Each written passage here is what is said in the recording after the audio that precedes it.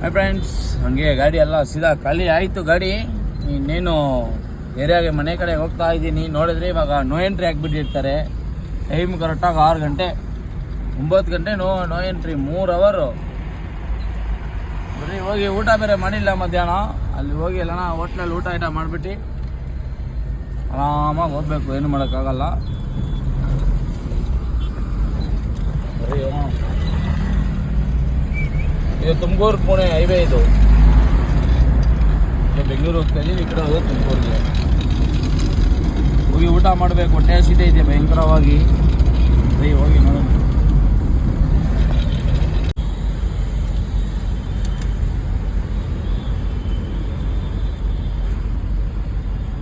Full traffic. No entry ಕಾಸು 100 ರೂಪಾಯಿ ಕೊಟ್ಟಿದ್ದೀನಿ. ಅದಕ್ಕೆ ಬಿಟ್ಟಿದ್ದಾರೆ ನೋ ಎಂಟ್ರಿ. ನನಗೆ ನೋಡಿ ಫುಲ್ ಟ್ರಾಫಿಕ್ ಜಾಮ್ ಐತೆ.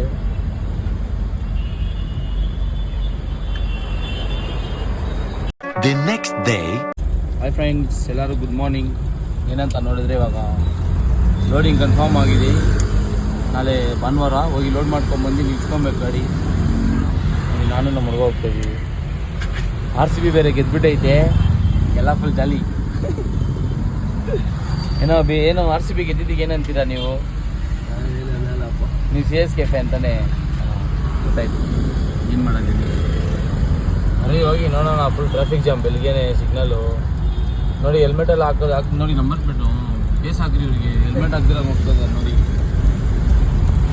ನಾನೇ ಅದಕ್ಕೆಲ್ಲ ಕೇಸ್ ಹಾಕ್ರಿ ಸ್ವಲ್ಪ ನೋಡ್ಬಿಟ್ಟು.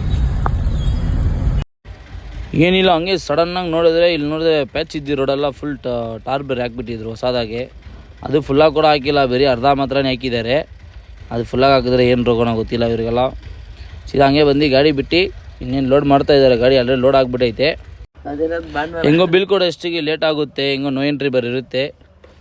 ಏನು ಮಾಡೋಕ್ಕಾಗಲ್ಲ. ಬರ್ರಿ ಹೋಗೋಣ. ನಾಳೆನೇ ಹೋಗೋದು. ಮಧ್ಯಾಹ್ನ ಮೇಲೆ ಬಿಡೋಣ. By friends.